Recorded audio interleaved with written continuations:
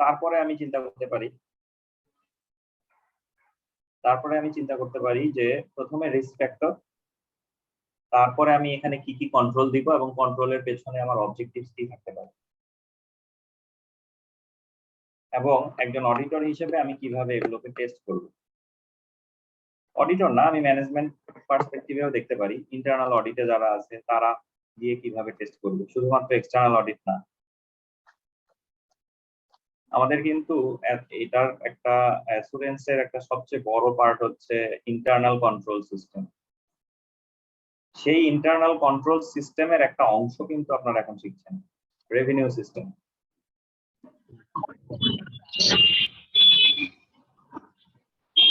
এখন এই রেভিনিউ সিস্টেমে আমার রিস্ক কি কি থাকতে পারে, রিস্ক ফ্যাক্টর কি কি থাকতে পারে, এবং এই রিস্ক ফ্যাক্টর গুলোর এগেইনস্টে আমার কন্ট্রোল কি থাকতে পারে, এবং এই কন্ট্রোল গুলো করার পেছনে ম্যানেজমেন্টের অবজেক্টিভস কি থাকতে পারে, অবজেক্টিভস কি হয়, কেন এই কন্ট্রোল গুলো করে। আপনারা কি এটা জানেন যে সবগুলো কন্ট্রোলের ক্ষেত্রে কোম্পানির একটা খরচ হয়, কন্ট্রোলের সাথে যে একটা কস্ট জড়িত, এটা কি জানেন? জি ভাই, কন্ট্রোলের জন্য কষ্ট আছে। কিভাবে একটু রিলেট করেন তো শুনি। আমার যে কোনো কন্ট্রোল অবজেক্টিভ গেইন করার জন্য সাপোজ আমি ডিউটি সেগ্রিগেশন করে দিলাম, তো এই জন্য আমাকে একাধিক লোক অ্যাসাইন করতে হবে, ওই লোকের স্যালারি বাবদ আমার কস্ট হতে পারে, বা আমি আমার কন্ট্রোলের জন্য আমি কোনো ডিভাইস ইনক্লুড করলাম, তাহলে সেই ডিভাইসের কস্ট হতে পারে, এটসেট্রা। তাহলে আমরা যদি বলি যে একটা স্মল অর্গানাইজেশন আর একটা বড় অর্গানাইজেশনের দুইটা অর্গানাইজেশনের মধ্যে আমার কিছু ছোট অর্গানাইজেশনে এই কন্ট্রোল গুলো নাও থাকতে পারে। কারণ একটাই হতে পারে যে এই কন্ট্রোল গুলোর পেছনে যে খরচ এই অর্গানাইজেশন সেটা করতে পারবে না। এ কারণে কিন্তু আপনি দেখবেন বাংলাদেশের আইন অনুযায়ী, বাংলাদেশের আইন না, registrar of joint stock, sorry ভুল বললাম, সেটা হচ্ছে যেটা securities and exchange commission listed যে কোনো কোম্পানির ক্ষেত্রে ইন্টারনাল অডিট ডিপার্টমেন্ট রাখতে হয়। বাকি কারো ক্ষেত্রে কিন্তু এই ইন্টারনাল অডিট ডিপার্টমেন্টটা বাধ্যবাধকতা নাই, না রাখলেও পারে। লিস্টেড যারা তাদের ক্ষেত্রে ইন্টারনাল অডিট রাখতেই হবে। ইন্টারনাল অডিট রাখা মানে হচ্ছে তাদের যে কস্ট গুলো, যে কন্ট্রোল পয়েন্ট গুলো আছে রেগুলার, সেই কন্ট্রোল পয়েন্ট গুলোকে চেক করা, রেগুলার ইমপ্লিমেন্ট করা, রেগুলার যে পলিসি আছে কন্ট্রোল গুলোকে ইমপ্লিমেন্ট করা, এবং এগুলোর এক্সিকিউশন ঠিকভাবে হচ্ছে কিনা সেটা চেক করা।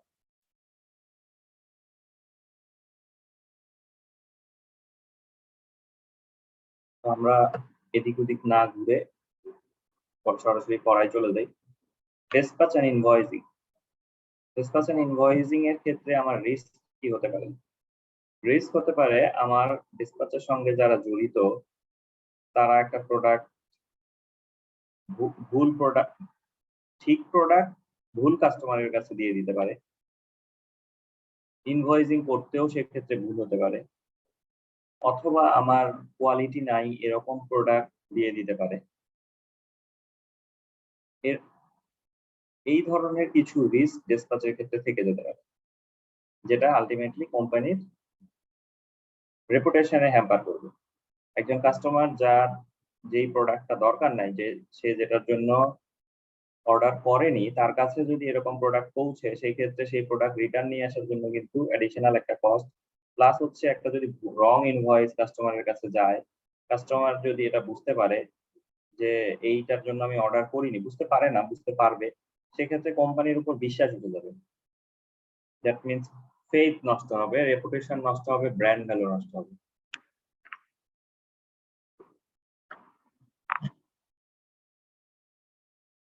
তো ডিসপ্যাচের ক্ষেত্রে আমরা যদি প্রথমে রিস্ক ফ্যাক্টর গুলো দেখি, রিস্ক থাকবে goods may be dispatch but not recorded. আমার ডিসপ্যাচ করা হলো কিন্তু এটা আমার রেকর্ডে আসলো না। এরপর যেটা গুডস ইনভয়েস করা হলো না,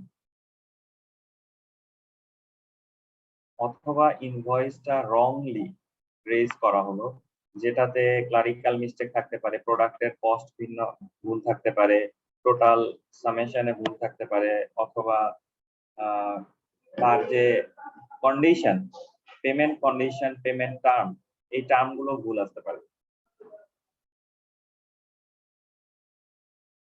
এরপরে ইনভয়েস করা হলো ঠিকই সিস্টেমে, কেউ কাজ করতে গিয়ে এটাকে রং ভাবে ক্যান্সেল করে দিল।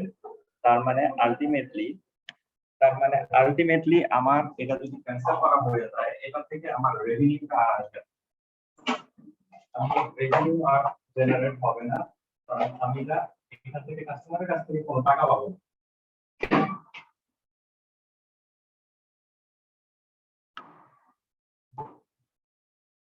এই রিস্ক গুলোকে মিনিমাইজ করার জন্য আমাদের এটার আগে কন্ট্রোল অবজেক্টিভস এর আগে কন্ট্রোলটা করি। কন্ট্রোল, তাহলে আমি এই রিস্ক গুলোকে মিনিমাইজ করার জন্য কোন কন্ট্রোল গুলো দিতে পারি? Authorisation of dispatch of goods গুলো যখন ডিসপ্যাচ হবে আমার ফ্যাক্টরি থেকে, সেটার জন্য একটা অথরাইজেশনের ব্যবস্থা থাকবে। কাউকে অ্যাপয়েন্ট করা হবে যে এগুলোকে অথরাইজ করবে। এটা এমনও হতে পারে যে প্রথমে এটা চেক করা হবে এটার এগেইনস্টে সেলস অর্ডার ছিল কিনা, অথবা এই প্রোডাক্টটা শুধুমাত্র অথরাইজ কাস্টমারের কাছেই ডিসপ্যাচ করা হচ্ছে, এরকম এই জিনিসটা চেক করে অথরাইজ করে দিবে। এরপর আমি কন্ট্রোল দিতে পারি অথরাইজ প্রাইস লিস্ট। ইনভয়েস করার সময় আমার যে ইনভয়েস করবে তার কাছে যেন কোম্পানির অথরাইজ প্রাইস লিস্টটা থাকে। এই ক্ষেত্রে যদি এমন হয় যে না আমার সেলস অর্ডার নাই, যদি আমার কাছে সেলস অর্ডার থাকে তাহলে আমি ইনভয়েসের সময় সেলস অর্ডারের সময় রেজ করার সময় যে এগ্রিড প্রাইস সেটাতেই রেজ করব। কিন্তু আমার যদি সেলস অর্ডার না থাকে, আমি যদি অথরাইজ কাস্টমারের কাছে সেল করি রেগুলার, তাহলে আমার কিন্তু এই কাস্টমার গুলোর জন্য একটা ফিক্সড প্রাইস লিস্ট থাকবে। সেই প্রাইস লিস্টটাই আমি বিলের ক্ষেত্রে ব্যবহার করব। এমন হতে পারে যে আমার পরবর্তীতে আসলো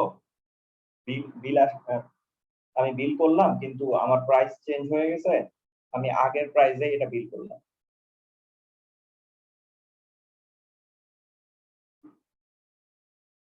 এরপরে আমার যেটা রিস্ক ছিল যে আমার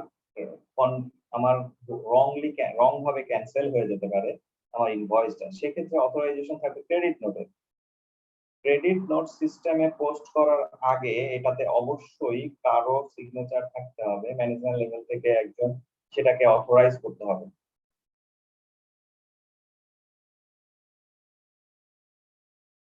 এক্সামিনেশন অফ গুডস আউটওয়ার্ড, এটা অধিকাংশ কোম্পানিতেই করা হয়, কারণ এমন হতে পারে যে যারা প্যাকিং এর দায়িত্বে আছে ডিসপ্যাচের ক্ষেত্রে, তারা প্যাকিং করার সময় ঠিকমতো খেয়াল করলো না, কিন্তু এই প্যাকিংটা যখন হয়ে গেল, দেন ফ্যাক্টরি গেট থেকে বের হওয়ার আগে একটা এক্সামিনেশন হওয়া উচিত, কোয়ান্টিটি, কোয়ালিটি এন্ড কন্ডিশন। যেই কোয়ান্টিটি অর্ডার করা হয়েছিল সেটাই, যেই কোয়ালিটি অর্ডার করা হয়েছিল সেটাই ডিসপ্যাচ হচ্ছে, এবং গুডস যেটা ডিসপ্যাচ করা হচ্ছে এটার কন্ডিশনটা গুড কন্ডিশনে আছে।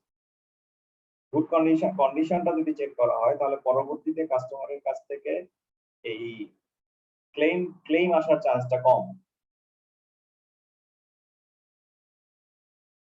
Recording of all goods outward on a dispatch note. আমি এর আগে আমার একটা রিস্ক ছিল যে আমার এটা রেকর্ড হবে না, রেকর্ড হচ্ছে না গুডস ডিসপ্যাচ, কিন্তু রেকর্ড। আপনি একটা কন্ট্রোল এখানে দিয়ে দিবেন যে যেন সব ডিসপ্যাচই আমার ডিসপ্যাচ নোটে লিপিবদ্ধ থাকে, রেকর্ড করা হয়। এবং গুডস রিটার্ন যখন হবে তখন একটা রিটার্ন নোট জেনারেট করতে হবে, এটা অবশ্যই মাস্ট, এটা ম্যান্ডেটরি, এটা কোম্পানির policy. Agreement of dispatch order with customer order and invoice. আমি এর আগেই বললাম যে অথরাইজেশন ক্ষেত্রে এই জিনিসটা আপনাকে ম্যাচ করতে হবে, কেউ থাকবে যেটা কাস্টমারের অর্ডারের সাথে ইনভয়েস কে ম্যাচ করবে।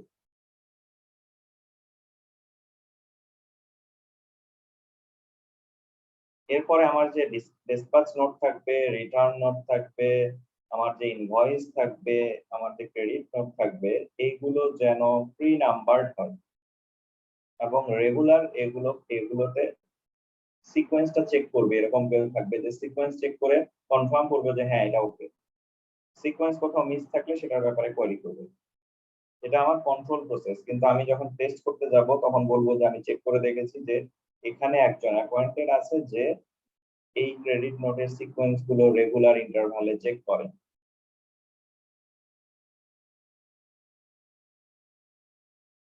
এরপরে signature of dispatch note by customer, এটা হচ্ছে আরো একটা বড় কন্ট্রোল পয়েন্ট। আমি যখন প্রোডাক্টটা ডিসপ্যাচ করে দিলাম ফ্যাক্টরি থেকে, কন্ডিশন ভালো ছিল, কোয়ান্টিটি কোয়ালিটি সবকিছু ঠিক ছিল, কিন্তু কাস্টমারের কাছ থেকে আমি যদি রিসিভিং না নিয়ে আসি যে গুডসটা ভালো কন্ডিশনে রিসিভ করা হয়েছে, তাহলে আমি আমার কাস্টমার হয়তোবা, সব মানুষ তো একরকম হয় না, আমার কাস্টমার হয়তো একসময় বলতে পারে যে খারাপ প্রোডাক্ট আমাকে ডেলিভারি দেওয়া হয়েছে।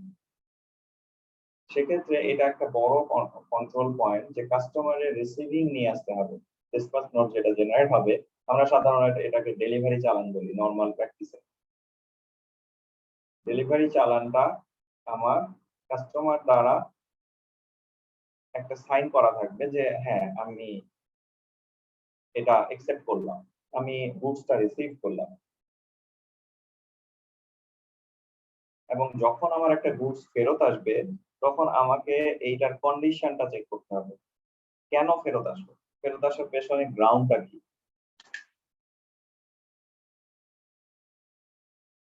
Check for price, quantities, extensions and total of credit note and invoice। আমাকে প্রাইস, কোয়ান্টিটি এবং আরো কোনো ক্লজ যদি নিচে থাকে সেগুলো ক্রেডিট নোট, ইনভয়েসে এবং ক্রেডিট নোটে এই ক্লজগুলো খুব ভালো হয়। এটা চেক করার জন্য কাউকে দায়িত্ব দিতে হবে বা আমার কোম্পানিতে চেক করার একটা পলিসি থাকতে হবে। এরপরে ইনভেন্টরি রেকর্ড আপডেট, এবং এটাও একটা কন্ট্রোল পয়েন্ট যে আমার ইনভেন্টরি যে আছে সেটার রেগুলার রেকর্ডটা আপডেট করা হয়। রেসপন্সিবল পারসন আছে যে ডেইলি ইনভেন্টরি রেকর্ডটা আপডেট করে। কারণ অনেক সময় যদি ইনভেন্টরি রেকর্ডটা আপডেট করতে গেলেই এটা অনেক ক্ষেত্রে চোখে পড়বে, অনেক ক্ষেত্রে ধরা পড়বে যে কোন গুডস গুলো বের হলো, কোনগুলো আসলো, কোনটা মিসিং, কোনটা অথবা এই ইনভেন্টরি রেকর্ডটা আপডেট থাকলে যে কোনো দিন সারপ্রাইজ কাউন্ট করে চেক করে দেখা যাবে যে ইনভেন্টরি রেকর্ডটা ঠিক আছে কিনা। আর আমার যদি রেকর্ডই না থাকে তাহলে আমি ওটার এগেইনস্টে কাউন্ট করতে পারছি না, তাহলে আমার অন্য রেকর্ড গুলো ঠিক আছে কিনা সেটা বোঝা অনেক কঠিন হয়ে যাবে। আমরা তাহলে কন্ট্রোল করলাম। এখন এই কন্ট্রোল গুলো বসানোর পেছনে ম্যানেজমেন্টের অবজেক্টিভস কি থাকে? কন্ট্রোল অবজেক্টিভ যদি বলি, ম্যানেজমেন্টের কন্ট্রোল অবজেক্টিভস থাকে all dispatch of goods are recorded। কারণ এর আগে আমার রিস্ক ছিল রেকর্ড হয় না, তার মানে আমি নিশ্চিত করতে চাচ্ছি আমার সব গুডস গুলো রেকর্ড হয় এবং ইনভয়েসটা কারেক্টলি রেজ করা হয় আমার কাস্টমারের কাছে। all invoices raised related to goods and services supplied by the business। এবং যে ইনভয়েসটা রেজ করা হবে সেটা সাপ্লাইড গুডস এর এগেইনস্টেই, এমন কোনো কিছুর এগেইনস্টে ইনভয়েস রেজ করা হবে না যেটা আমার কোম্পানি সাপ্লাই করে না।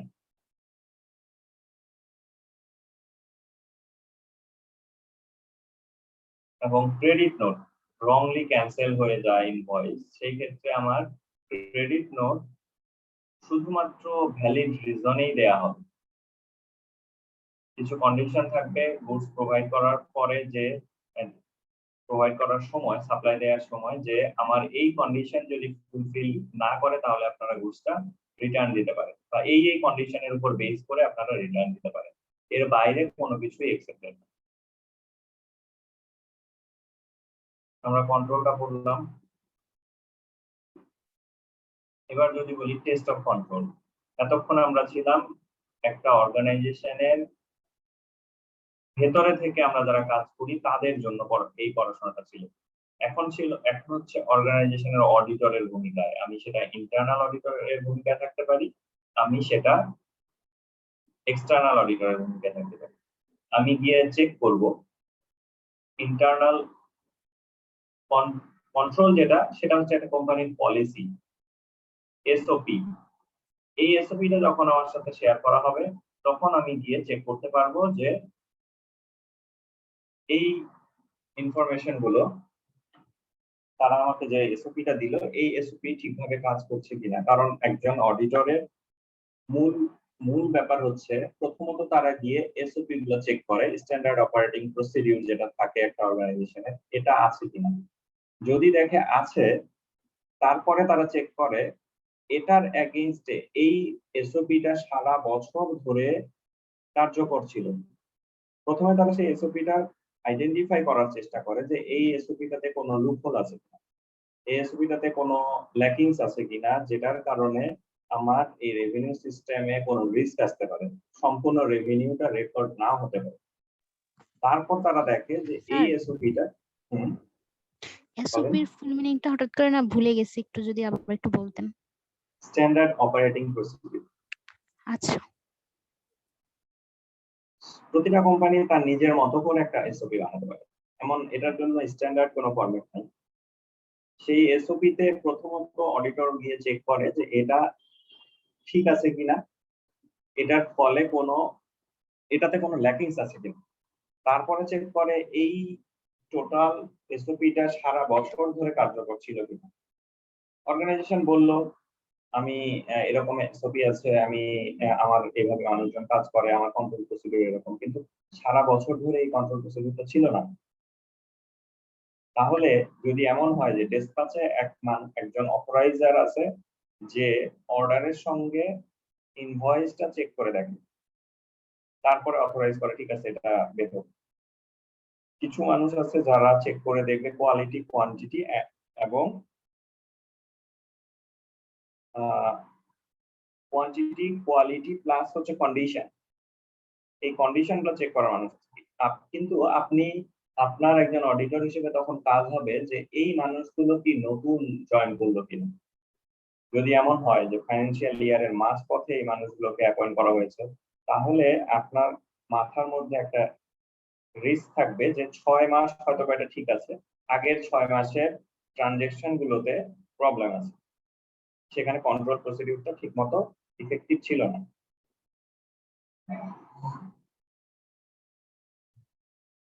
আমি কিন্তু এই চ্যাপ্টার ছাড়াও অন্য চ্যাপ্টারের অনেক কিছুই বলে ফেলছি, আপনাদের মাথার মধ্যে থাকলে ভালো, না বুঝলে জিজ্ঞেস করবেন।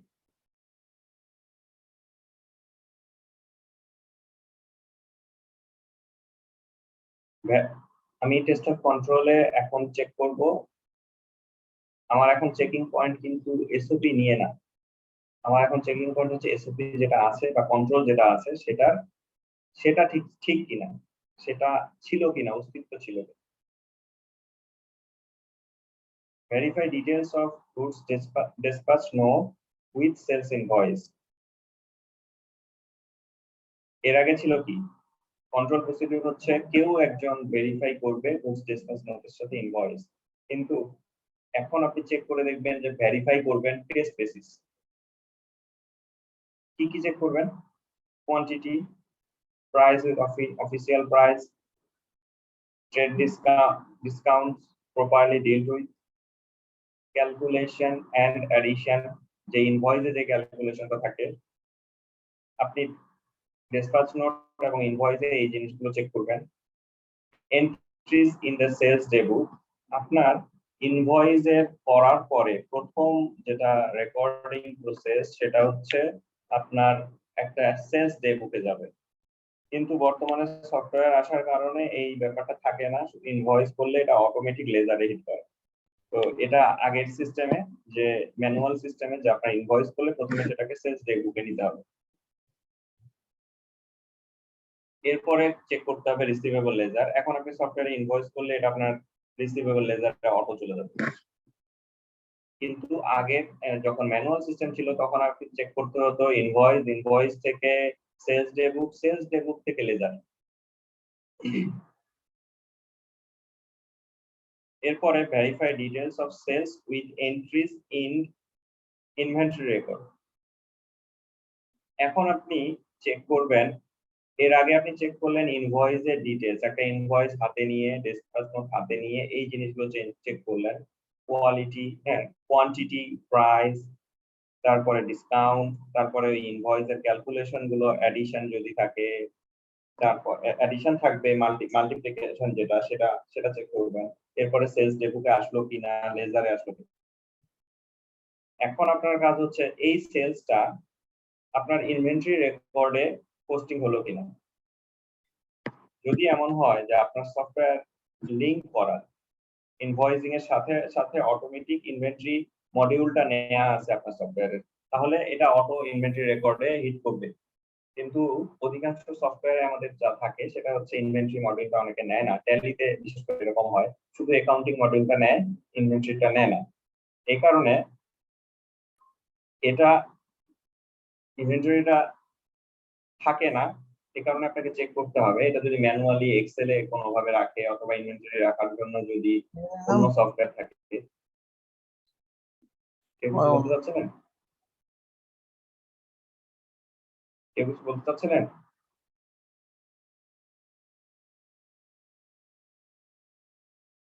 হ্যালো, আমার কথা শোনা যাচ্ছে? জি ভাই শোনা হ্যাঁ যাচ্ছে। শোনা যাচ্ছে। জি স্যার। জয়েন করছিল তো সেই জন্য সাউন্ড হচ্ছিল, আমি অফ করে দিছি। ওকে ওকে। এরপরে যদি বলি ভেরিফাই নন রুটিন সেলস, এখানে নো চলে আসছে, এখানে নন রুটিন হবে। নন রুটিন সেলস যদি থাকে, নন রুটিন সেলস বলতে কি বুঝেন? রুটিন সেলস বলতে আপনার প্রোডাক্ট বিক্রি করা, আর নন রুটিন সেলস যদি বলি সেটা হচ্ছে প্রোডাক্ট ছাড়া আপনার নরমাল প্রসেসে যা বিক্রি করেন সেটা রুটিন সেলস। আর নন রুটিন সেলস হবে যদি আপনি এর বাইরে কোনো কিছু বিক্রি করেন, স্ক্র্যাপ, নন কারেন্ট অ্যাসেট, সেগুলোর ক্ষেত্রে আপনাকে কি চেক করতে হবে? সেগুলোর ক্ষেত্রে আপনাকে চেক করতে হবে এই নন কারেন্ট অ্যাসেটটা ডিসপাস করার জন্য প্রপার অথরাইজেশন ছিল কিনা ম্যানেজমেন্ট লেভেল থেকে, নাকি এমপ্লয়িরা মনে করলে এটা বিক্রি করা দরকার বিক্রি করে দেবে। জি ভাইয়া, নন রুটিন সেলসটা আরেকবার একটু বলবেন প্লিজ।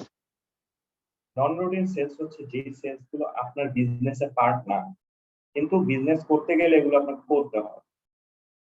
যেমন আপনি স্ক্র্যাপ যদি বলি, আপনার গার্মেন্টসে দেখবেন লেফট ওভার কিছু আইটেম থাকে বিক্রি করে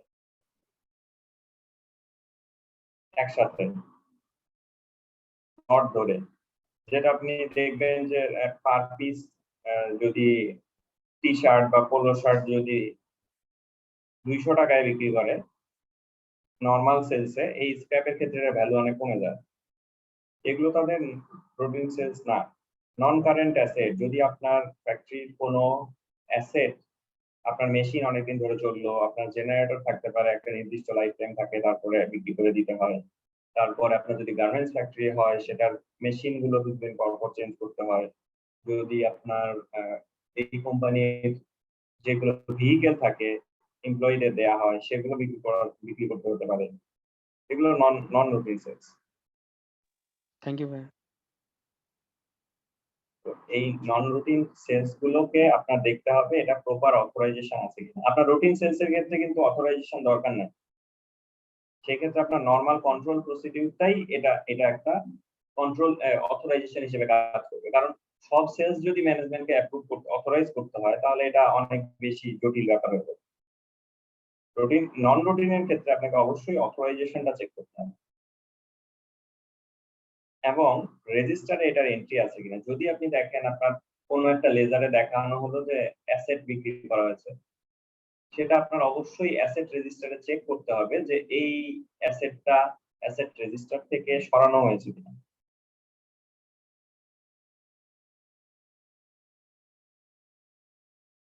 এরপরে যদি বলি, আমরা কিন্তু এখন টেস্ট অফ কন্ট্রোলে আছি, অডিটরের ভূমিকায়।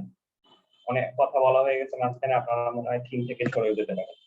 থিম থেকে সরা যাবে না, অ্যাসুরেন্সের নিয়ম হচ্ছে আপনার থিম থেকে সরা যাবে না। এটা কোন কোন পজিশনে আছেন আপনি? আপনি প্র্যাকটিশনারের ভূমিকায়, স্টুডেন্টের ভূমিকায়, ম্যানেজারের ভূমিকায়, নাকি আপনি অর্গানাইজেশনের ভেতরের ম্যানেজমেন্ট রোলে অথবা নরমাল এমপ্লয়ি রোলে?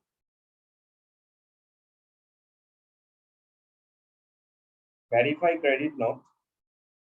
ক্রেডিট নোট গুলো কি নিয়ে কি কোন জিনিসগুলো ক্রেডিট নোটের কোন জিনিসগুলো আপনি ভেরিফাই করবেন?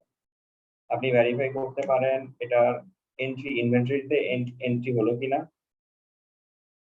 গুডস রিটার্ন রেকর্ড যেটা থাকে এন্ড রিসিভেবল লেজার এগুলোতে আসলো কিনা। কারণ আপনার কন্ট্রোল প্রসিডিউরে যদি থাকে যে আপনার যে কোনো গুডস রিটার্ন হলে গুডস রিটার্ন একটা রেকর্ড রাখতে হবে, আর আলটিমেটলি এটা তো অ্যাকাউন্ট লেজারে পড়বেই, তাহলে আপনাকে চেক করতে হবে সেই রিটার্ন রেকর্ড এবং রিসিভেবল লেজার। এরপরে অ্যাপ্রুভাল চেক করতে হবে, কারণ আপনি কন্ট্রোলে বলে এসেছেন যে আমার অ্যাপ্রুভাল আছে, যে কোনো প্রকার ক্রেডিট নোট সিস্টেমে পাস করতে গেলে একটা অথরাইজেশন দরকার, তাহলে আপনাকে অ্যাপ্রুভাল চেক করতে হবে। তারপরে আপনার ক্রেডিট নোটের ক্যালকুলেশন চেক করতে হবে। এছাড়া যদি অন্য কোনো ডকুমেন্ট থেকে থাকে, সাপোর্টিং ডকুমেন্ট, সেটা চেক করতে হবে ক্রেডিট নোটের। তার মানে এখানে কয়টা জিনিস কভার করা হলো। একটা হচ্ছে ইনভয়েস, আপনি কি চেক করবেন। একটা আপনি সেলস এর ক্ষেত্রে ইনভেন্টরিতে চেক করবেন। আর একটা নন রুটিন সেলস এর ক্ষেত্রে কি করবেন। আর একটা ক্রেডিট নোট ইনভয়েস, এই দুটোতে কি চেক করবেন আপনি। সেলস এর ক্ষেত্রে কোথায় চেক করবেন, আর নন রুটিন সেলস এর ক্ষেত্রে কি চেক করবেন।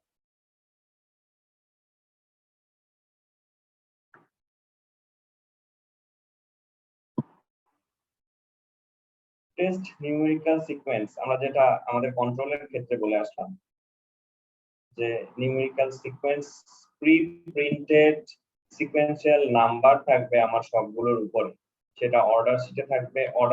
অর্ডার যেটা জেনারেট করা হয় সেটাতে অর্ডার শিট আলাদা জিনিস, order form, dispatch note, invoice, credit note, এইগুলোতে আমার সিকোয়েন্স গুলো আছে কিনা।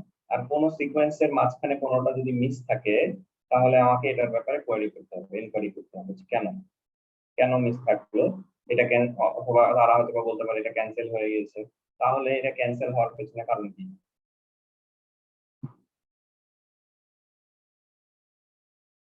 Check the condition authorised by the management. যদি আপনার কোনো কাস্টমারের ক্ষেত্রে আলাদা কোনো কন্ডিশন থাকে, নরমাল রুটিন না, অথবা এমন থাকে অর্গানাইজেশনের পলিসি থাকে অনেক ক্ষেত্রে যে কিছু কিছু কাস্টমারের ক্ষেত্রে, যেমন ব্যাংকের ক্ষেত্রে আমি যদি বলি, ব্যাংকে যদি আপনি নরমাল একজন ইন্ডিভিজুয়াল কাস্টমার হিসেবে যান, আপনার এখানে নেগোসিয়েশন কোনো পাওয়ার নাই ইন্টারেস্ট রেট নিয়ে। কিন্তু আপনি যদি একজন ইনস্টিটিউশনাল ইনভেস্টর হন বা কোনো অর্গানাইজেশনের বড় ফান্ড নিয়ে যান, সেক্ষেত্রে তাদের সঙ্গে কিন্তু নরমাল রেটের বাইরেও আপনি কথা বলতে পারবেন। সেক্ষেত্রে এই কাস্টমারের যে কন্ডিশন গুলো, এই কন্ডিশন অথবা ইনভয়েসে যে কন্ডিশন গুলো, এই কন্ডিশন গুলো অবশ্যই ম্যানেজমেন্ট দ্বারা অথরাইজ হতে হবে। আপনারা একটা অর্গানাইজেশনের স্ট্রাকচার জানেন তো। আমরা কিন্তু যে পড়াশোনাটা করি, আমাদের এই পড়াশোনায় কিন্তু আমরা নরমাল, আপনি যখন পড়াশোনা করতে গিয়ে আপনি যদি নরমাল একজন সোল ট্রেডার এর সঙ্গে তুলনা করেন তাহলে কিন্তু হবে না। অর্গানাইজেশনের স্ট্রাকচারের সবার উপরে কে, আমরা যেই প্রফেশনাল লেভেলে যখন পড়ি, কোন ধরনের অর্গানাইজেশন চিন্তা করে পড়ি, কেউ বলতে পারবেন? Public limited company. Public limited company, এটা সবার উপরে কার অবস্থান? চেয়ারম্যান, বোর্ডের চেয়ারম্যান। না, ম্যানেজমেন্ট। আরো নিচে চলে আসলো, বোর্ডের পরে আরো নিচে ম্যানেজমেন্ট। সবার উপরে হচ্ছে শেয়ার হোল্ডার, সবার উপরে শেয়ার হোল্ডার। এবং এই শেয়ার আমরা কিন্তু এটাকে অনেক ক্ষেত্রে ম্যাচ করে ফেলি, কারণ আমরা সাধারণত চোখে যেসব অর্গানাইজেশন অডিট করতে যাই, সেসব অর্গানাইজেশনে দেখি যে যারা ওনার তারাই সেখানে ডিরেক্টর। কিন্তু আসলে অর্গানাইজেশনে আমরা যেটা করি, যে স্টাডিটা আমরা আমার প্রফেশনাল লেভেলে করি, এটার ক্ষেত্রে ব্যাপারটা এরকম না। আপনার ব্যাপারটা হচ্ছে সবার উপরে শেয়ার হোল্ডার, তারপরে শেয়ার হোল্ডারের কর্তৃক অথরাইজ একটা বোর্ড অফ ডিরেক্টর থাকবে। বোর্ড অফ ডিরেক্টরের নিজের কোনো পাওয়ার থাকবে না, শেয়ার হোল্ডাররা যে পাওয়ার তাদেরকে দিবে সে অনুযায়ী এক্সিকিউট করবে। বোর্ড অফ ডিরেক্টরের পরে থাকে ম্যানেজমেন্ট এমপ্লয়ি, যারা এই কোম্পানিটা ম্যানেজমেন্টের দায়িত্বে থাকবে, তাদের পাওয়ার শুধুমাত্র বোর্ড অফ ডিরেক্টর থেকেই আসবে। এরপরে ম্যানেজমেন্টের পরে হচ্ছে নিচের লেভেলের। এখানে কিন্তু আপনাকে ভালোভাবে পড়তে গেলে খেয়াল করতে হবে যে এখানে কাদের কথা বলা হচ্ছে। এখানে ম্যানেজমেন্ট বলতে বোঝায় যারা অর্গানাইজেশনের ডেইলি কাজের সঙ্গে জড়িত, রেগুলার কাজের ডিসিশন মেকিং এর দায়িত্ব যাদের কাছে, তারা ম্যানেজমেন্ট। এবং এই ম্যানেজমেন্ট তাদের অথরিটির বাইরে কিছুই করতে পারে না। যদি এর বাইরে কিছু করতে হয় তাহলে তাদেরকে বোর্ড অফ ডিরেক্টরে যেতে হয়।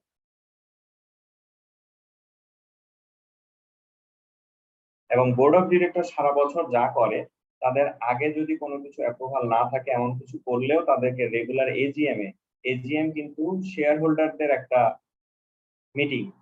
এখানে কিন্তু বোর্ড অফ ডিরেক্টরের কোনো ডিসিশন মেকিং এর কোনো কিছু নাই, তারা শুধু প্রস্তাব উপস্থাপন করবে, শেয়ার হোল্ডাররা ডিসিশন নেবে। কিন্তু বাংলাদেশের পার্সপেক্টিভে শেয়ার হোল্ডাররা সেরকম কথা বলে না, শুধুমাত্র হ্যাঁ শোনা যাচ্ছে না কিছু। অন্যরা কি শুনতে পাচ্ছেন? জি ভাইয়া হ্যাঁ, শুনতে এখন পাচ্ছি। শোনা যাচ্ছে।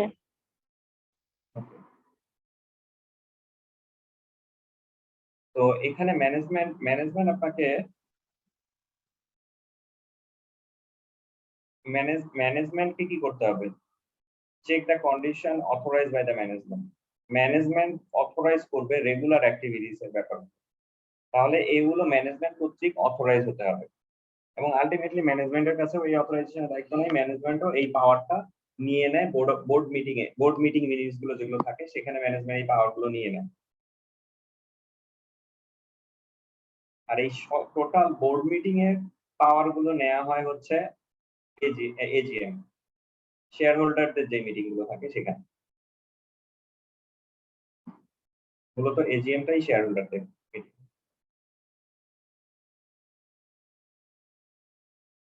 এখন আমরা এরপরে আপনাদের ডিসপ্যাচ আর ইনভয়েসিং নিয়ে কোনো কথা আছে? কেউ কিছু বলতে চান? কোনো কনফিউশন?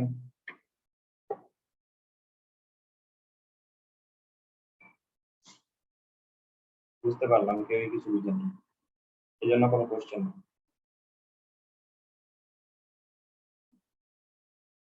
নাকি আমার কথা আজকে শোনা যাচ্ছে না? আমি শোনা যাচ্ছে, ভাই বুঝতে পেরেছি। ওকে, আজকের ভাই সেশনটা একটু বেশি ফাস্ট হয়ে গেছে এবং একটু কম ইন্টারেক্টিভ হয়ে গেছে, এই কারণে হয়তো একটু অড মনে হচ্ছে আপনার। বেশি ফাস্ট বলতে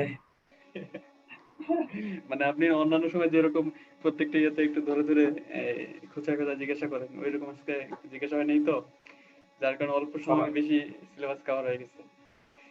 অল্প সময় সিলেবাস কভার হয়ে গেছে, ধরে ধরে জিজ্ঞেস করা হচ্ছে না, কেউ সেরকম রেসপন্স করে না, এ কারণে।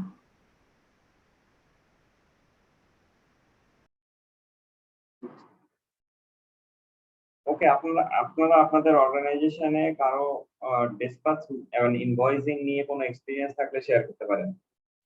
কোনো প্রকার প্রবলেম যেটা এই চ্যাপ্টারের এই অংশটুকু শুনে আপনার মনে হলো যে এটা আমার অর্গানাইজেশনে করা উচিত, বা এই প্রবলেম গুলো আমি ফেস করি, এটা এভাবে রিমুভ করা যায়।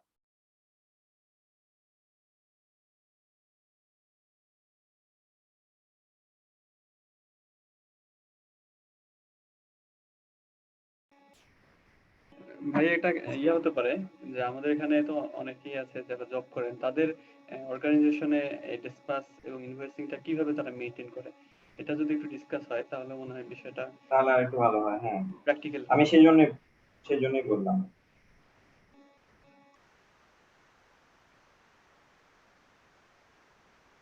ভাইয়া একটা কথা জিজ্ঞেস করি, সেটা হচ্ছে এখানে যে 5 নাম্বার পয়েন্ট আছে টেস্ট নিউমেরিক্যাল সিকোয়েন্স, এখানে বলছে যে test numerical sequence of the order form dispatch note invoice credit notes and inquiring into missing number. তো এখানে নিউমেরিক্যাল সিকোয়েন্স বলতে কি 1 2 3 4 এই সিরিয়ালটাকে বোঝাচ্ছে না অন্য হ্যাঁ কোনো হ্যাঁ, কিছু? এই সিরিয়ালটাই আপনার প্রি প্রিন্টেড নাম্বার থাকবে। আপনার একটা অর্ডার ফর্ম থাকবে, হুম আপনার অর্গানাইজেশনে যেটা প্রি প্রিন্টেড সিকোয়েন্সিয়াল নাম্বার থাকবে 1 2 3 4 5, এর থাকবে। হুম, সেটা ইনভয়েসের ক্ষেত্রেও হবে, সেটা ডিসপাস নোটের ক্ষেত্রেও হবে, সেটা ক্রেডিট নোটের ক্ষেত্রেও থাকবে। জি। আপনি এখানে গিয়ে চেক করবেন যে আসলে এটা ছিল এই নাম্বারটা ছিল কিনা, বা এই নাম্বারটাতে যদি থেকে থাকে সিকোয়েন্সিয়াল নাম্বার, তাহলে মিসিং নাম্বারগুলো সম্পর্কে আপনি ইনকোয়ারি করবেন। হ্যাঁ, আর একটা কথা হচ্ছে verify credit note. Credit note বলতে এগুলো যে আমরা বিক্রি যেগুলো করতেছি সেটা সম্পর্কে বলা হয়েছে এখানে, যে আমি কি পরিমাণ পণ্য ইনভেন্টরি সেলস করেছি বা গুডস না না না কতটুকু। না না না, এটা হচ্ছে যেটা রিটার্ন আসে আপনার কাছে, রিটার্নের ক্ষেত্রে ক্রেডিট নোট। রিটার্ন। ভাই এখানে যদি আপনি ক্রেডিট নোটের যে সংজ্ঞাটা আছে এটা যদি একটু ক্লিয়ার করে দিতেন তাহলে মনে হয় সবার উপকার হতো, কনসেপ্টটা ক্লিয়ার হতো। এটা একটু বলে দিলে ভালো হয়। কোনটা কোনটা কোনটা কোনটা? Credit note verify credit note? না না, ভেরিফাই ক্রেডিট নোট না, ক্রেডিট নোট জিনিসটা আসলে কি, এটা আসলে কখন ইস্যু হয়? ও, ক্রেডিট নোট জিনিসটা হচ্ছে আমার ইন্টারনাল একটা ডকুমেন্ট, যেটা আমি জেনারেট করব। আমার কাস্টমারের লেজারটা কি হয়, আমি যখন সেল করি ডেবিট হয়। এন্ট্রিটা কি হয়, এন্ট্রিটা কি হয়? ক্যাশ ডেবিট কাস্টমার হয়ে ডেবিট সেলস ক্রেডিট। ক্রেডিট হবে। ওকে, তার মানে আমি আমার একটা অ্যাসেট, এটার ব্যালেন্স কিন্তু ডেবিট, এই টাকাটা আমি কাস্টমারের কাছ থেকে পাবো আমার অলরেডি সিস্টেমে রেকর্ডেড। এখন জি। আমি আমার এই প্রোডাক্টটা কাস্টমার অ্যাকসেপ্ট করেনি, অথবা এই প্রোডাক্টের 10 মধ্যে 100টা ডেলিভারি দিয়েছিলাম, এর মধ্যে 10টা ফেরত দিয়ে বললো যে এটার কোয়ালিটি খারাপ, সেক্ষেত্রে এই 10টার প্রাইসটা কি হবে, আমি এখন কিভাবে অ্যাডজাস্ট করব? এটা সেলস রিটার্ন হলে ওইভাবে দেখানো যাবে না? ইয়েস, সেলস রিটার্ন হবে। সেই ক্ষেত্রে আপনাকে একটা নোট জেনারেট করতে হবে, ক্রেডিট নোট। এই আর ক্রেডিট নোটটা অথরাইজ হতে হবে, তারপরে এটা সিস্টেমে পোস্ট করতে হবে। তার মানে হচ্ছে ক্রেডিট নোট যখন সিস্টেমে পোস্ট করবেন তখন আপনার কাস্টমারের লেজারটা ক্রেডিট হয়ে যাচ্ছে। জি ভাই, বুঝতে পেরেছি। ওকে, কাস্টমারের লেজার কমানোর জন্য আমরা ক্রেডিট নোট ব্যবহার করি। ক্রেডিট নোটকে নেগেটিভ ইনভয়েসও বলা হয়। নেগেটিভ ইনভয়েস আমি এখানে পাইনি কোথাও, আপনি দেখছেন কিনা আমি জানি না। মানে আমি অ্যাকাউন্টিং বই দেখছিলাম যে এটাকে নেগেটিভ ইনভয়েস বলা হয়। ওকে,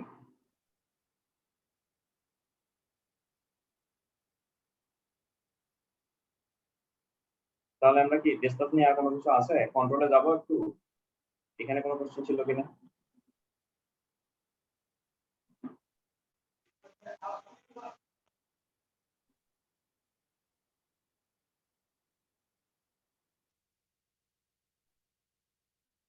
নাই মনে হয়, তাহলে এটা বলে দেবো। আমরা রেকর্ডিং এ চলে যাই, এর পরের পার্ট। আমার প্রথমে অর্ডার হলো, অর্ডারের পরে আমি প্রোডাক্ট রেডি করলাম, সেটা ডিসপ্যাচ করলাম, ডিসপ্যাচ করে ইনভয়েস করলাম, ইনভয়েস করার পরে এখন রেকর্ডিং। আমার নরমাল সিস্টেমে ইনভয়েস করলেই রেকর্ড হয়ে যায়, তাহলে এখন আবার রেকর্ডিং এর কথা আসছে কেন? সেই ওই এক কথাই বলতে হবে যে আগে ম্যানুয়াল সিস্টেম, বা এটা আমাদের বেসিকটা জানানোর জন্য মূলত এটা করা, ওইটা এইভাবে সাজানো। রেকর্ডিং এর ক্ষেত্রে কি রিস্ক থাকতে পারে? রেকর্ডিং এর ক্ষেত্রে রিস্ক থাকতে পারে invoice sales might not be properly recorded. তার মানে কি, এটা এটা এটা একটু বুঝাবেন, কেউ কেউ যদি বুঝে থাকেন।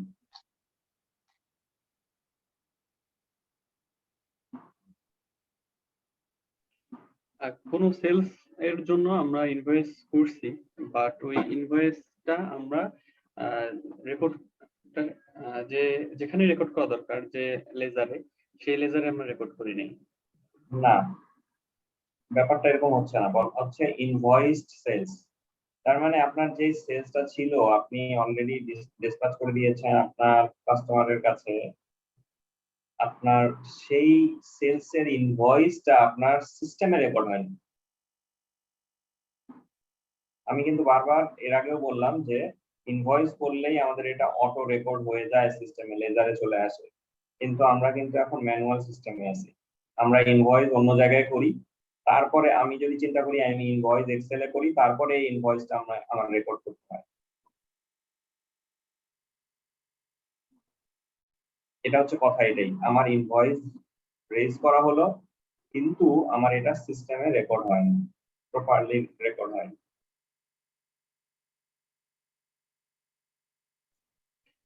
সিস্টেম বলতে অ্যাকাউন্টিং সিস্টেম আপনার, অ্যাকাউন্টিং সিস্টেম, ইয়েস। এক্ষেত্রে আমরা এটা বুঝতে পারি যে অ্যাকাউন্টিং সিস্টেম বলতে আহ, যে যে অ্যাকাউন্টে রেকর্ড হওয়ার কথা ছিল সে অ্যাকাউন্টে রেকর্ড হয়নি। সাপোজ একটা সেলসে তো অ্যাকাউন্টে না, এটা হয়নি, কমপ্লিটলি মিসিং। Completely missing. আচ্ছা, হ্যাঁ,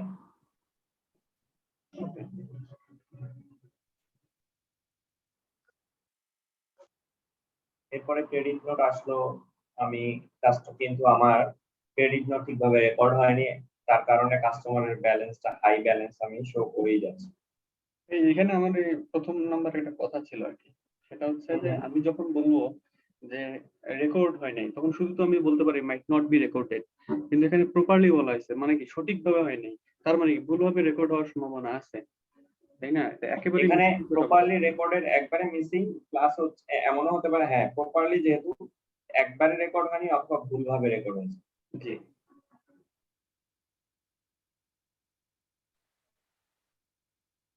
প্রপারলি রেকর্ডের ব্যাপারে এরপর আরেকটা আছে মনে হয়, আমি ভুলে গেছি।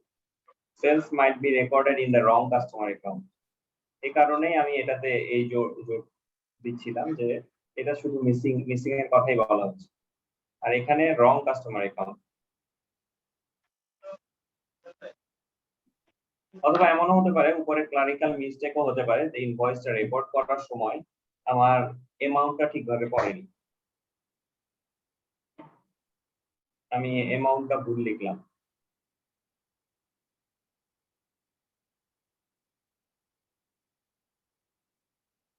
এরপরে যদি বলি uncollectible receivable included in the receivable laser.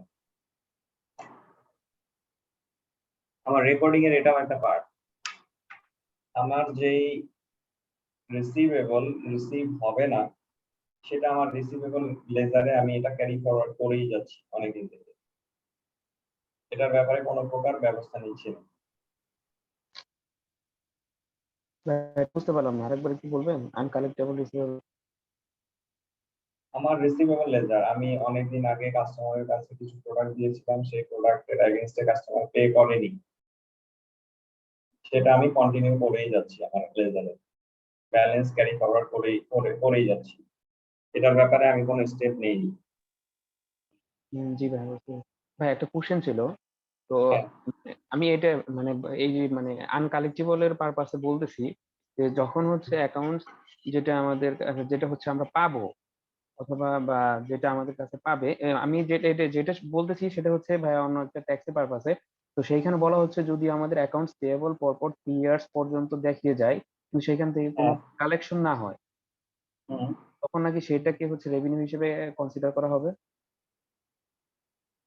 Revenue হিসেবে কনসিডার করা হবে, এটা কি মানে ট্যাক্সের হ্যাঁ হ্যাঁ হ্যাঁ, সেটা আর কি বলতে চাচ্ছি।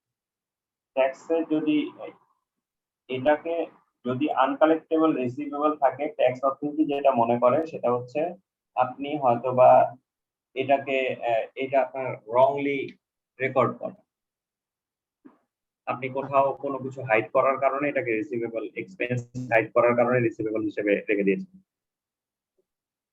জি কারণ ভাই। তারা কিন্তু ডিটেইল রেকর্ডিং এ দেখে না, সম্পূর্ণ লেজার নিয়ে চেক করে না।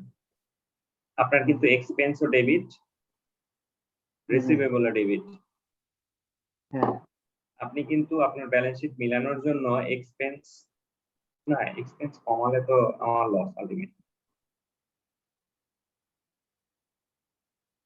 যাই হোক ওরা কি লজিক চিন্তা করে এটা করে আমি জানি না, কিন্তু এরকম একটা নিয়ম আছে আসলে, আমিও অনেকদিন আগে দেখেছি, কিন্তু এখন আমার সে এক্সাক্ট খেয়াল হচ্ছে না। ভাই, এখানে যে কিন্তু পয়েন্টটা বলছে সেটা কি বলতেছে যে uncollectible receivable include in the receivable ledger, মানে রিসিভেবল লেজারে দেখিয়ে যাচ্ছে কিন্তু সেটা আমি কখনো কালেক্ট হচ্ছে না, সেটাই তো এখানে মিন করতেছে। হ্যাঁ হ্যাঁ হ্যাঁ, সেটা কালেক্ট না, সেটা হচ্ছে সেটার জন্য আমি কোনো অ্যাকশন নেই নাই, বা এটা অ্যাকশন রেকর্ডিং এর একটা পার্ট, আপনাকে এই অ্যাকশন নিতে হবে যে এটা কিভাবে কালেক্ট জি করা ভাই, যায়, অথবা ব্যাড ডেট যদি হয়ে থাকে সেটাকে ব্যাড ডেট হিসেবে রেকর্ড করে দিতে হবে। জি ভাই। Control objectives related to recording. আমার রেকর্ডিং এ যেগুলো রিস্ক ছিল সেই রিস্ক গুলোকে মিনিমাইজ করার জন্য আমার কিছু অবজেক্টিভ থাকবে, সেম ওই কথাগুলো একটু অন্যভাবে বলতে হবে। All sales that have been invoiced are recorded. আমার যতগুলো ইনভয়েস করা হয়েছে সেটা যেন ঠিকভাবে রেকর্ড হয় সফটওয়্যারে। ক্রেডিট নোট যতগুলো ইস্যু করা হয়েছে সেগুলো যেন সফটওয়্যারে ইস্যু হয়, আমার উদ্দেশ্য থাকবে এটা যেন সেগুলো রেকর্ড করা হয় সফটওয়্যারে।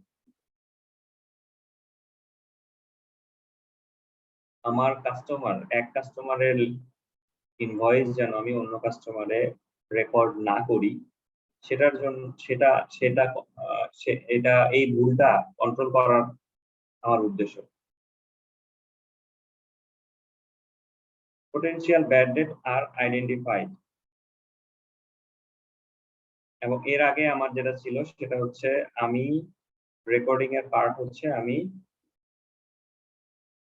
অনেকদিন ধরে আনকালেক্টেবল রিসিভেবল ক্যারি ফরওয়ার্ড করে যাচ্ছি। আমার রেকর্ডিং এর একটা অবজেক্টিভস হচ্ছে আমার পোটেনশিয়াল ব্যাড ডেট গুলো আমি আইডেন্টিফাই করব।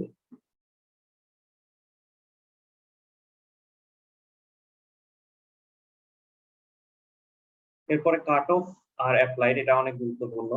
কাট অফ আর applied correctly to the receivable ledger. আমার যে পিরিয়ডের সেলস সেটা যেন সেই পিরিয়ডেই রেকর্ড করা হয়। যদি আমি মান্থলি চিন্তা করি যে আমি প্রতি মাসে অ্যাকাউন্টস করি, তাহলে আমার যে মাসের শেষ দিনের সেলসটা আমাকে ভালোভাবে খেয়াল করতে হবে, সেটা যেন সেই মাসেই রেকর্ড হয়। যদি আমি কোয়ার্টারলি চিন্তা করি তাহলে সেক্ষেত্রে এক মাসের সেলস আরেক মাসে গেলেও সমস্যা নাই, কিন্তু আমি আমার সেই কোয়ার্টারের মধ্যে ঠিক থাকছে। কাট অফটা ভালোভাবে অ্যাপ্লাই করা হয়েছে, এটা আমার উদ্দেশ্য। এই অবজেক্টিভস নিয়ে কারো কোনো কোশ্চেন ছিল কিনা? না ভাইয়া ভাইয়া। 4 নাম্বার পয়েন্টে একটু আরেকবার পটেনশিয়াল ব্যাড ডেটস আর আইডেন্টিফাইড, ব্যাড ওকে। ডেট জিনিসটা একটু আরেকবার ও, ক্লিয়ার করে বলবেন? ব্যাড ডেট বলতে আপনার যেটা অনাদায়ী দেনা, না পাওনা। আপনি অন্য মানুষের কাছ থেকে যে টাকাগুলো পাবেন সেটা রিকভার আচ্ছা, করা সম্ভবই না।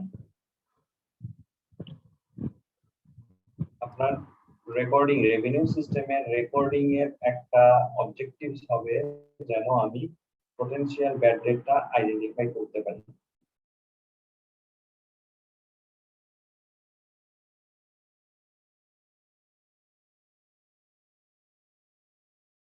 এরপরে কন্ট্রোলে যদি চলে যাই, আমাদের যেই উদ্দেশ্যগুলো ছিল এই উদ্দেশ্যগুলো সফল করার জন্য আমাকে কিছু কন্ট্রোল প্লেস করতে হবে। কন্ট্রোল এখন কি কি দিতে পারি আমি রেকর্ডিং এর ক্ষেত্রে? আমার রেভিনিউ সিস্টেমের রেকর্ডিং এর যে রিস্ক, সেই রিস্কটা মিনিমাইজ করার জন্য আমি কি কি কন্ট্রোল দিতে পারি?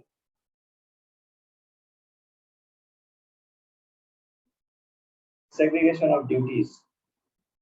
আমি ডিউটি যদি সেগ্রিগেট করে দেই, আমার রেকর্ডিং এ যেসব মানুষ আছে তাদের মধ্যে যেন যদি ডিউটি গুলো সেগ্রিগেট করা থাকে, যেমন রেকর্ডিং একজন করবে সেলস রেকর্ডিং, এরপরে কাস্টমারের লেজার গুলো মেইনটেইন করবে আরেকজন, এবং প্রিপেয়ারিং স্টেটমেন্ট ডে এন্ডে অথবা মান্থ এন্ডে যে স্টেটমেন্ট প্রিপেয়ার করতে হয় কাস্টমারদের, সেই কার কাছে কত রিসিভেবল, এইগুলোর কন্ট্রোল আরেকজনের কাছে থাকবে। এই কাজগুলোকে আমি সেগ্রিগেট করে দিতে পারি, তাহলে ক্রস চেকিং এর একটা অপশন থাকে।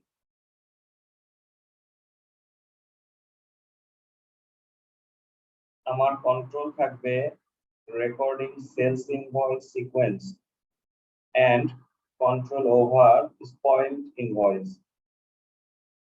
আমি এখানে রেকর্ডটা কিভাবে করব? আমার রেকর্ডটা হবে ইনভয়েস যে নাম্বারে হবে সেই নাম্বার অনুযায়ী রেকর্ড করবো। আমি এমন হতে পারে যে আমার 1 থেকে 10 পর্যন্ত ইনভয়েস, এর মধ্যে আমি 1 আগে রেকর্ড করব, তারপরে 2, তারপরে 3। আমি এর মাঝখানে 1 এর পরে 5 রেকর্ড করব না। তাহলে এখানে আমার একটা কন্ট্রোল থাকবে। আমি কখনো যদি কোনো ডেটে গিয়ে দেখি যে ইনভয়েস নাম্বারের সিকোয়েন্স মিলে না, তাহলে আমি এখানে যে কোনো সময় ইজিলি ট্রেস করতে পারবো যে এখানে কোনো একটা প্রবলেম আছে।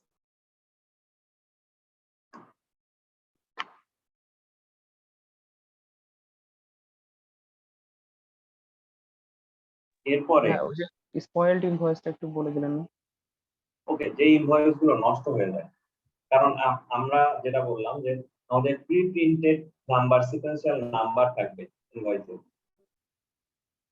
যদি ইনভয়েসের উপর আমার প্রি প্রিন্টেড নাম্বার থাকে এবং যদি প্রিন্ট দেই অথবা হাতে লিখি, মানুষ মাত্রই ভুল, এটা ভুল হতেই পারে লিখতে গিয়ে। সেগুলো যদি নষ্ট হয়ে যায়, এগুলোকে আমার কন্ট্রোলে রাখতে হবে, যেন আমি অডিটর আসলে অডিটর যদি জিজ্ঞেস করে এই সিকোয়েন্সটা কেন মিলে না, বা যে কেউ যদি কখনো কোশ্চেন করে, আমি যেন এই নষ্ট ইনভয়েস গুলো দেখাতে পারি যে এই যে আমার এটা এরর ছিল, এই জন্য এই সিকোয়েন্সটা নাই মিসিং। ভাইয়া যদি নষ্ট হয়ে যায় সেই ক্ষেত্রে কি ধরনের কি ব্যবহার মানে কি স্টেপ গুলো ইউজ করা যেতে পারে? যে আমার ইনভয়েসের যে সিরিয়াল গুলো ছিল সেটা নষ্ট হয়ে গেছে, তো এটা ওকে, কি তখন সফট আপনি কপি ইউজ করবেন? আপনি আপনি মুসব 6.3 এটাতে কিন্তু সিকোয়েন্সিয়াল নাম্বারিং থাকে, জি জি ভাই, জানেন তো? 6.3 তে হচ্ছে ওইখানে যদি নাম্বার। লিখতে গিয়ে এটা ভুল হয়ে যায়, তাহলে আপনি কি করেন? এটা কিন্তু ওই বইয়ের সাথে রেখেই দেন, এটা কিন্তু ছিঁড়ে ফেলে দেন না, মানে দেওয়া উচিত না, এটা বইয়ের সঙ্গে রেখেই দিতে হয়। হ্যাঁ এক টান দিয়ে কেটে রেখে দিতে হয়। অথবা আমি এখানে এমন অথরাইজেশন করতে পারি, যদি ভুল হয়ে যায় সেই ক্ষেত্রে কেউ ম্যানেজমেন্টের একটা সাইন নিতে হবে যে এই সিরিয়াল নাম্বারটা নষ্ট। জি ভাই সেটাই। অথবা আমি এটার জন্য আলাদা একটা রেকর্ড রাখতে পারি একটা এক্সেলে, যে আমার এই ইনভয়েস গুলো এই বছরে এই ইনভয়েস গুলো আমি ইউজ করতে পারিনি এই নাম্বারগুলো। জি ভাই। Matching of cash receipt with invoice. ইনভয়েসের সাথে ক্যাশ রিসিপ্টটাকে আমাকে ম্যাচ করতে হবে। আপনি অনেক অ্যাকাউন্টিং সফটওয়্যারে দেখবেন, আপনি যদি কাস্টমারের কাছ থেকে কালেকশন রেকর্ড করতে চান, কুইক বুকস কেউ ব্যবহার করেন এখান থেকে? কেউ আছেন এরকম ব্যবহার করেন অথবা আগে করেছেন? তাহলে আপনি দেখবেন যে আপনি যখন কাস্টমার কালেকশন ফ্রম কাস্টমার দিয়ে পোস্ট রিসিভ করতে যাবেন, আপনার ইনভয়েস ডিউ ইনভয়েস গুলো সব সামনে দেখাবে। আপনি যেন একটা ইনভয়েসের এগেইনস্টে কোন ইনভয়েসে টাকা কালেকশন করলেন সেটা এখানে মার্ক করে দিতে পারেন। এবং এসএপি তে যদি কাজ করে থাকেন সেখানেও দেখতে পাবেন যে আপনার ইনভয়েস গুলো মার্ক করার অপশন আছে, যে আমার এই টাকাটা এই ইনভয়েসের এগেইনস্টে কালেক্ট করা,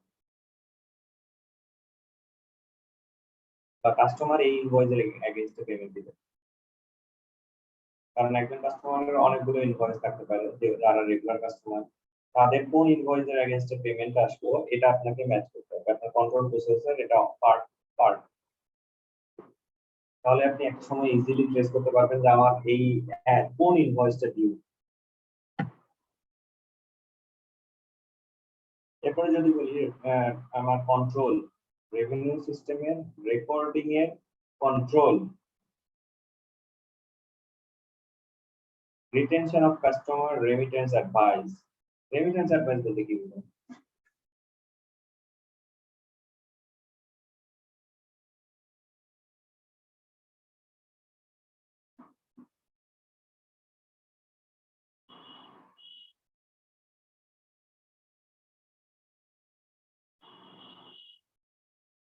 কেউ আছেন?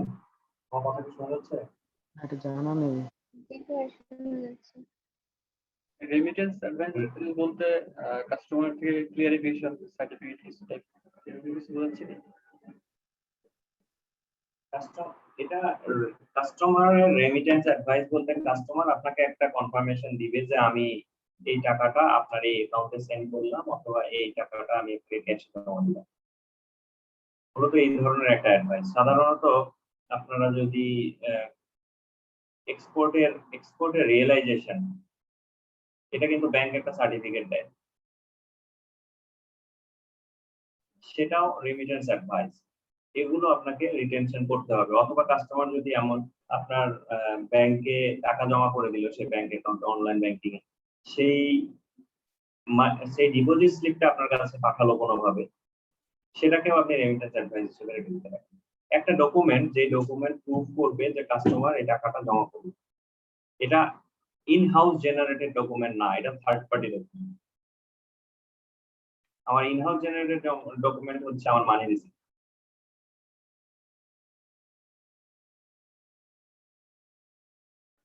জি ভাই, ভাই ইন হাউস জেনারেট বলতে কি বললেন ভাই? মানি রিসিপ্ট, মানে আমার মানে ক্যাশ রিসিপ্ট যেটা অর্গানাইজেশনের সেটা? ভেতরে, হ্যাঁ, আমার অর্গানাইজেশনের ভেতরে যে ডকুমেন্টটা জেনারেট হবে সেটাকে আমি ইন হাউস জেনারেটেড ডকুমেন্ট বলি। জি ভাই, বুঝতে পারছি। রেকর্ড, এরপরে রেভিনিউ সিস্টেমের রেকর্ডিং এর কন্ট্রোল আরেকটা হতে পারে separate recording of sales return and price adjustment. আমার কোনো কাস্টমারের যদি প্রাইস অ্যাডজাস্ট করতে হয় অথবা কোনো কাস্টমারের কাছ থেকে সেলস রিটার্ন থাকে, সেগুলোকে আমি সেপারেটলি আলাদা আলাদা এন্ট্রির মাধ্যমে রেকর্ড করি, যেন আমি বুঝতে পারি এই দুইটা ট্রানজাকশনই কিন্তু আপনার কাস্টমারের ব্যালেন্সটাকে কমাবে। আমি যেন এই দুইটা ট্রানজাকশনকে আলাদাভাবে আইডেন্টিফাই করতে পারি। ভাই প্রাইস অ্যাডজাস্টমেন্ট বলতে কি বোঝাচ্ছে? প্রাইস অ্যাডজাস্টমেন্ট বলতে যদি এমন হয় যে আমি যেটা আপনার ইনভয়েসিং এর ক্ষেত্রে একটা ছিল যে কোম্পানির প্রাইস লিস্ট ব্যবহার করতে হবে। আপনার লিস্টেড কাস্টমার, রেজিস্টার্ড কাস্টমার, সে আপনার কাছে চাইলো, সে আপনার কাছে রেগুলার প্রোডাক্ট নেয়। আপনি সেপ্টেম্বর শেষে আপনার প্রোডাক্টের প্রাইস চেঞ্জ করলেন, 1 অক্টোবর থেকে নতুন প্রাইস, কিন্তু আপনার যে ইনভয়েসিং এর ক্লার্ক ছিল তার কাছে আগের প্রাইস লিস্টটাই ছিল। সে ভুল করে আপনার কাস্টমারের কাছে আগের প্রাইস লিস্টে বিল করে দিল, ইনভয়েস করে দিল। এখন কাস্টমার যদি জানতে পারে যে 1 তারিখ থেকে তো প্রাইস চেঞ্জ হলো, আমার তো আগের রেটে বিল চলে আসছে, এখন আমি কি করব? তো আমার তো কাস্টমারের লেজার এটা প্রাইস অ্যাডজাস্ট করতে হবে। জি ভাই। অথবা অনেক ক্ষেত্রে ইনভয়েস হওয়ার পরেও কিছু কাস্টমারদের প্রায়োরিটি দেওয়ার জন্য প্রাইস ডিসকাউন্ট দেয়া হয়। প্রাইস সেটাকে অবশ্য ট্রেড ডিসকাউন্ট হিসেবেও রেকর্ড করা যায়, সেটা প্রাইস অ্যাডজাস্টমেন্ট না। প্রাইস অ্যাডজাস্টমেন্ট এমন ভাবে হয় অনেক ক্ষেত্রে যদি কোনো ম্যানুফ্যাকচারিং অর্গানাইজেশন এর আন্ডারে কিছু ডিস্ট্রিবিউটর থাকে, তাদের কাছে স্টকে সবসময় কিছু প্রোডাক্ট থাকে। এখন যদি ডিস্ট্রিবিউটর কোনো কারণে তার প্রোডাক্টের দামটা চেঞ্জ করে, রিটেল কাস্টমারের দামটা, তাহলে ডিস্ট্রিবিউটরের হাতে যে প্রোডাক্ট গুলো থাকে সেগুলো কিন্তু প্রাইসের একটা অ্যাডজাস্টমেন্ট দিতে হয়, কারণ সেটা তখন পর্যন্ত এন্ড কাস্টমারের কাছে পৌঁছায়নি।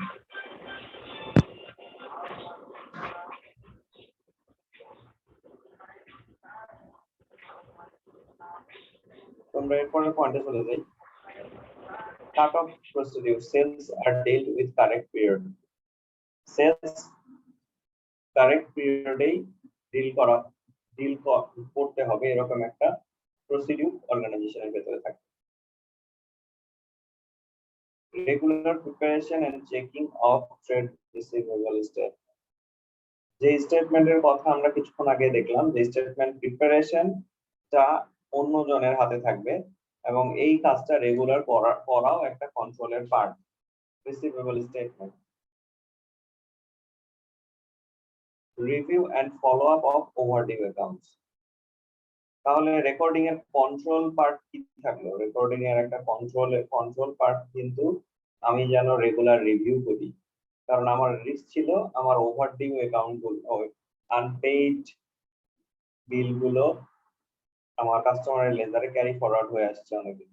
তাহলে আমার একটা কন্ট্রোল প্রসিডিউর থাকবে যেটাতে রেগুলার কাস্টমারের ওভারডিউ অ্যাকাউন্ট গুলো চেক করা হবে। এবং কাস্টমারের এর আগে আমরা ক্রেডিট নোট সম্পর্কে দেখলাম যে ক্রেডিট নোটটা অথরাইজ হতে হবে, সেটা ইনভয়েসিং এর ক্ষেত্রে। ইনভয়েসিং এর ক্ষেত্রে এবং ইনভয়েসটা যখন রেকর্ড করা হচ্ছে সেটার ক্ষেত্রেও এখানে হচ্ছে ব্যাড ডেট যদি হয় কোনো কারণে, সেটাও আমার এটা অথরাইজ হতে হবে। ব্যাড ডেটটা রাইট অফ করতে গেলে আমাকে অবশ্যই অথরাইজেশন লাগবে।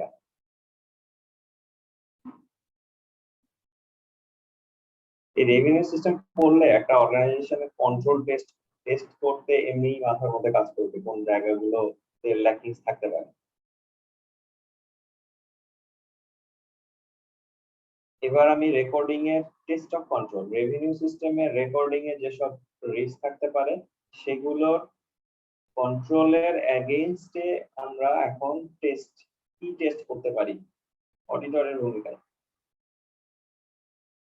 সেলস ডে বুকে চেক করতে পারি, রিসিভেবল লেজারে চেক করতে পারি। তাহলে আমরা এখন দেখব সেলস ডে বুকে আমি কি চেক করব। সেলস ডে বুক কিন্তু প্রাইমারি এন্ট্রি বুক, যেটা আমার ইনভয়েসের পরেই সেলস ডে বুকে আমার এটা পোস্টিং হবে। সেলস ডে বুকে আমি কি দেখব, check entries with invoice and credit. এই সেলস ডে বুকে আমার এন্ট্রি গুলো চেক করতে হবে, কিছু ইনভয়েস হাতে নিয়ে স্যাম্পল বেসিস আমার চেক করতে হবে যে এই ইনভয়েসটা সেলস ডে বুকের কোথায় পোস্টিং দেওয়া হলো, এবং যদি ক্রেডিট নোট থাকে তাহলে এই ক্রেডিট নোটটা কোথায় পোস্টিং দেওয়া হলো। আমি সেলস ডে বুকে কি করতে পারি, আমি সেলস ডে বুকে অ্যাডিশন এন্ড ক্রসকাস্ট অ্যাডিশন গুলো চেক করতে পারি সেলস ডে, এবং এটার যে ক্যালকুলেশন গুলো ভিতরে অ্যাডিশন হওয়ার পরে বা ক্রেডিট নোট নেগেটিভ হওয়ার পরে টোটাল ব্যালেন্সে গিয়ে কি হলো, এই ক্যালকুলেশন গুলো চেক করতে পারি। এটা সফটওয়্যারে বা এক্সেলে রাখলে অটো হয়ে যায় এটা, কিন্তু যদি ম্যানুয়ালি রাখে সেক্ষেত্রে এই ক্রসকাস্ট করার একটা টেস্ট করা যেতে পারে, কারণ এই টেস্ট অনেক ক্ষেত্রে মানুষ মাত্রই ভুল, যোগ করতে গিয়ে ক্যালকুলেটর চাপতে গিয়ে ভুল হতেই পারে। Check posting to receivable ledger control account.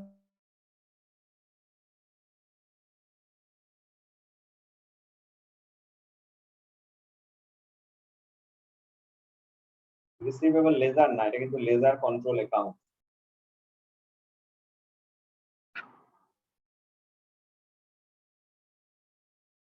ভাই লেজার কন্ট্রোল অ্যাকাউন্টটা কি?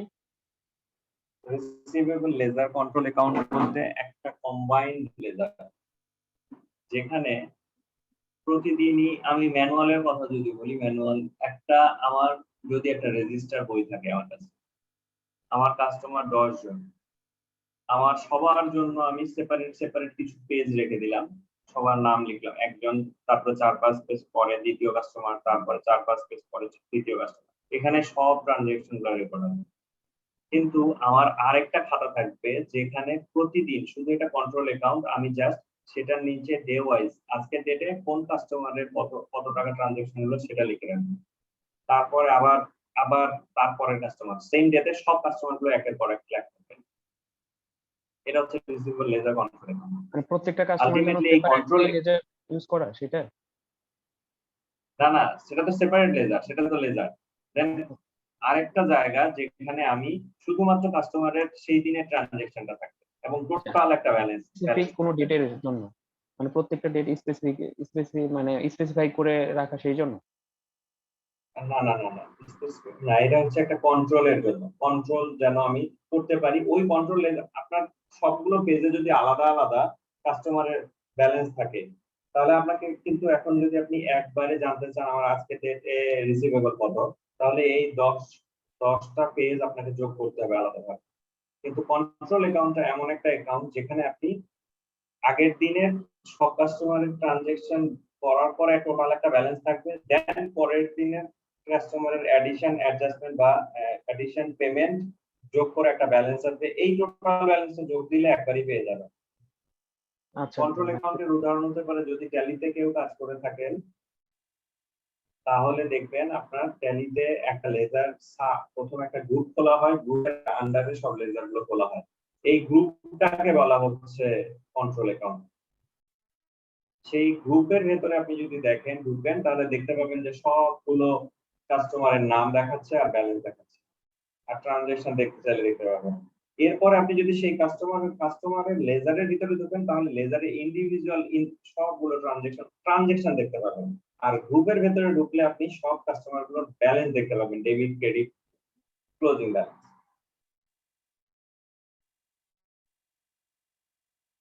জি ভাই। ক্লিয়ার কি ব্যাপারটা? জি ভাই। মোটামুটি জটিল, কিন্তু এটা নিজ চোখে না দেখলে খুব কঠিন হয়ে যায়। আমার জন্য অনেক কঠিন ছিল।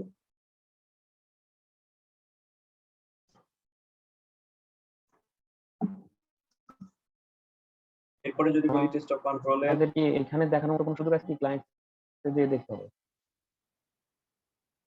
ক্লায়েন্টে গিয়ে দেখতে হবে। যদি ক্লায়েন্টের ট্যালি থাকে তাহলে আপনি তার কাছে বলবেন যে রিসিভেবলের গ্রুপ লেজারটা দেন।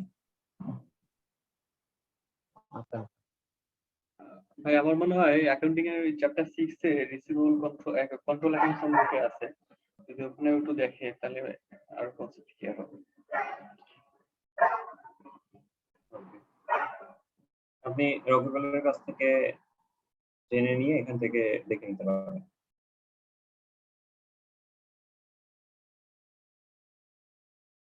এরপরে হচ্ছে check posting to receivable ledger. এর আগে বললাম আমি কিন্তু কন্ট্রোল অ্যাকাউন্টে, এখন আমি দেখবো রিসিভেবল লেজারে, ইন্ডিভিজুয়াল কাস্টমারের লেজারে চেক করতে হবে। আমি যদি রেকর্ডিং এর কন্ট্রোল টেস্ট করি, এর আগে আমি দেখলাম হচ্ছে সেলস ডেবুকে, এখন আমি দেখব কন্ট্রোল গুলো আমার রিসিভেবল লেজারে কি কি কন্ট্রোল চেক করতে পারি। রিসিভেবল লেজারে এখন কিন্তু আপনারা স্টক কাউন্ট করেছেন কখনো কেউ? জি ভাই করেছি। স্টক কাউন্টের কিন্তু দুইটা পার্ট, একটা হচ্ছে ফ্লোর টু সিট, একটা হচ্ছে সিট টু ফ্লোর। এটা কি বুঝেন?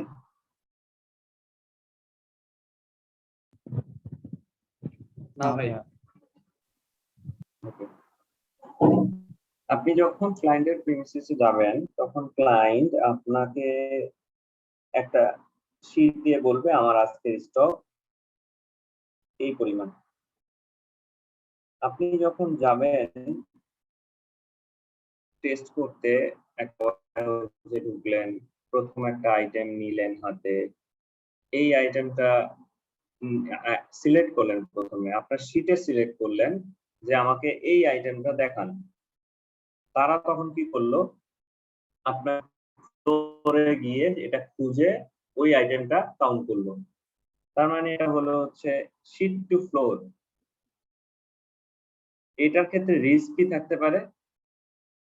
এটার ক্ষেত্রে রিস্ক থাকতে পারে আপনার কিছু স্টক যেটা আপনার লিস্টের মধ্যে ওরা যদি না দেয়, আপনি এটা কোনোদিন বুঝতেও পারবেন না। আপনার ফ্লোরে যদি এর চেয়েও বেশি প্রোডাক্ট থাকে, যদি এটা অনেক বড় ওয়্যারহাউস হয়ে থাকে, শীট টু ফ্লোরের এই প্রবলেমটা থাকে। আপনার লিস্টে যা দিয়ে দিবে ওরা ইচ্ছে করে যদি কিছু মিস করে দেয় তাহলে আপনি এটা কোনোদিনও খুঁজে পাবেন না। এবং এই ল্যাকিংসটা পূরণ করার জন্যই আপনাকে ফ্লোর টু সিট করতে হয়। আপনি ঘুরতে ঘুরতে সিট টু ফ্লোর করলেন, কিন্তু কোথাও মনে হলো যে এই আইটেমটা দেখান তো আমার সিটে কোথায় আছে। দেন আপনি আইটেমটা প্রথমে আইডেন্টিফাই করলেন, তারপরে সেটা আপনার সিটে খুঁজে দিতে বললেন। তো sheet to floor, floor to sheet, তাহলে মিস হওয়ার চান্সটা একেবারেই কমে যায়। জি ভাই বুঝতে পারছি। ক্লিয়ার কি জিনিসটা? তো আমি এটা বুঝালাম হচ্ছে এই কারণে যে প্রথমে আমরা দেখলাম, প্রথম আমার এন্ট্রি বুক হচ্ছে সেলস ডে বুক। আমি কিন্তু এখানে দেখলাম যে আমার সেলস ডে বুকে যে এন্ট্রি আছে, আমি এটা রিসিভেবল লেজারে, 4 নাম্বার পয়েন্টটা দেখেন, সেলস ডে বুকটা আমাকে রিসিভেবল লেজারে গিয়ে চেক করতে হবে। আর এখানে প্রথম পয়েন্টটাই কিন্তু check entries in sales day book, মানে রিসিভেবল লেজারে আমি আইডেন্টিফাই করব, চেক করে দেখবো যে এটা সেলস ডে বুকে আছে কিনা। তার মানে ব্যাপারটা এরকমই হলো, sheet to floor, floor to sheet. জিনিসটা কি ক্লিয়ার? জি ভাই। Okay, check entries in sales day book. Sales day বুকে এন্ট্রি চেক করবেন।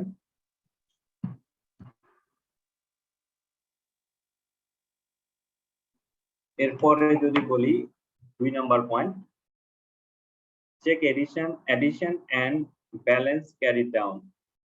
এটা ম্যানুয়ালি যদি রেজিস্টার রাখে সেই ক্ষেত্রে এইটা ক্যালকুলেটর দিয়ে চেক করতে হয়, না হলে অটোমেটেড হলে এটাতে ভুল হওয়ার চান্স খুবই কম, কিন্তু এটা করতে হবে, এটা একটা টেস্টিং এর part. Note and enquiry into contra entries. আমার রিসিভেবল লেজারে যদি কোনো কন্ট্রা এন্ট্রি থেকে থাকে, কন্ট্রা বলতে সাধারণত যেটা বোঝানো হয় এক্সচেঞ্জ একটার সাথে আরেকটা। যদি এমন হয় যে কখনো একজন রিসিভেবল লেজারকে ক্রেডিট করা হলো, অন্য একজনের নাম ডেবিট করা হলো, এই টাইপের কোনো ট্রানজেকশন যদি থাকে সেগুলো নোট করতে হবে এবং জিজ্ঞেস করতে হবে যে ভাই এটা কেন করলেন, আপনার একজন কাস্টমারের লেজার থেকে আরেক কাস্টমারের লেজারে ট্রান্সফার কেন করলেন।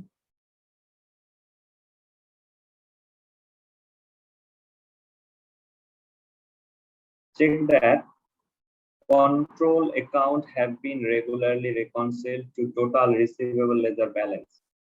এখন আপনাকে চেক করতে হবে যে রিসিভেবল লেজার ব্যালেন্সের সাথে প্রতিটা ইন্ডিভিজুয়াল ব্যালেন্সের সাথে কন্ট্রোল অ্যাকাউন্টটা রেগুলার রিকনসিল করা হয়।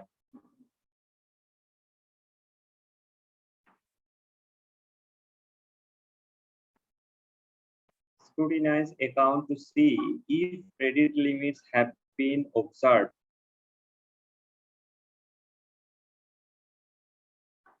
তার মানে এখানে বলা হচ্ছে যে আমার যে credit লিমিটটা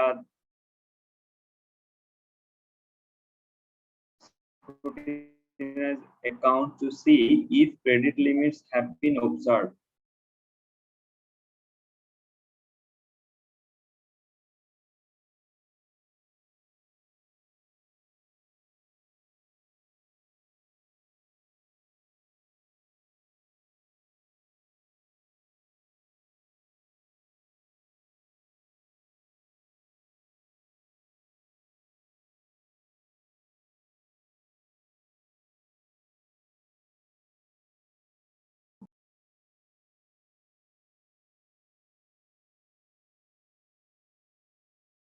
Check overdue account have been followed up. আপনাকে এর আগে ছিল আপনার একটা কন্ট্রোল প্রসিডিউর যেখানে আপনার ওভারডিউ অ্যাকাউন্ট গুলো ফলো আপ করা হবে, এবং আপনি এটা চেক করে দেখলেন এবং ডকুমেন্ট চাইলেন যে আপনারা রেগুলার যে ফলো আপ করেন এটার কোনো ডকুমেন্ট দেন। ফলো আপ বলতে আপনি কাস্টমারকে ইমেল করেছেন বা রিকভারির জন্য কাউকে পাঠিয়েছেন বা আপনি কোনো এজেন্সিকে নিয়োগ দিয়েছেন এটা রিকভারির জন্য, তো এই ডকুমেন্ট গুলো আপনাকে নিতে হবে ওভারডিউ অ্যাকাউন্ট গুলো ফলো আপের কিছু ডকুমেন্ট।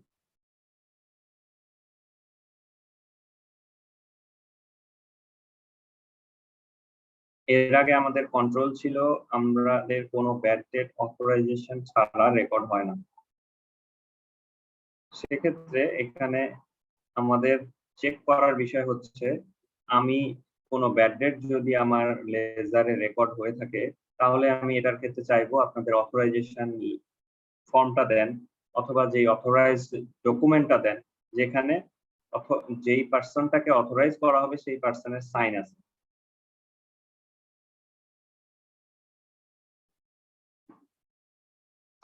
তো আমরা এখানে রেকর্ডিং নিয়ে আর কারো কোনো কোশ্চেন আছে কিনা?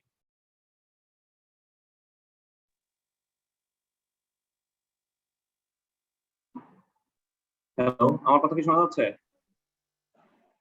জি ভাই শোনা যাচ্ছে। ভাই এই যে 5 নাম্বারটা scrutinize account to see if credit limits have been observed, এটা আসলে কি বোঝাচ্ছে, আমরা কি রকম টেস্ট অফ কন্ট্রোল করব? আপনার প্রথমে কাস্টমারের লিস্টিং এর ডকুমেন্ট নিতে হবে। আপনাকে প্রথমে জিজ্ঞেস করতে হবে যে আপনাদের কাস্টমারদের ক্ষেত্রে কোনো লিমিট দেয়া আছে কিনা। তারা যদি বলে যে হ্যাঁ আমাদের কাস্টমারের ক্ষেত্রে লিমিট দেয়া আছে যে এই কাস্টমারকে আমরা এই ভ্যালুর চেয়ে বেশি ক্রেডিট দেই না, তো আপনার সেই যেই কাস্টমারের ক্ষেত্রে লিমিট দেয়া থাকবে সেই কাস্টমারের লেজার আপনার হাতে নিয়ে চেক করতে হবে যে সারা বছরে কোনো সময় এই লিমিটটা এক্সিড করে গেল কিনা।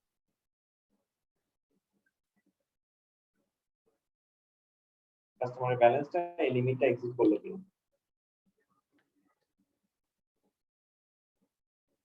ক্লিয়ার নাকি এখনো কনফিউশন আছে? ভাই যদি এই লিমিটটা আর কি এক্সিড না করে তাহলে আমি বুঝবো যে এই যে ক্রেডিট লিমিট আছে এটা কন্ট্রোলটা ঠিকভাবে কাজ করছে। ঠিকভাবে কাজ করতেছে। ওকে, বুঝতে পারছি।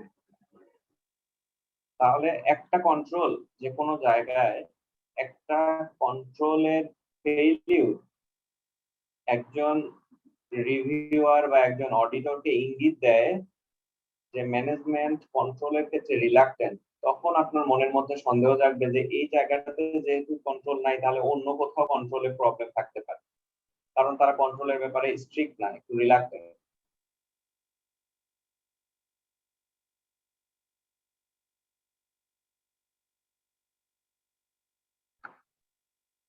ওকে, আজকে শেষ করি তাহলে।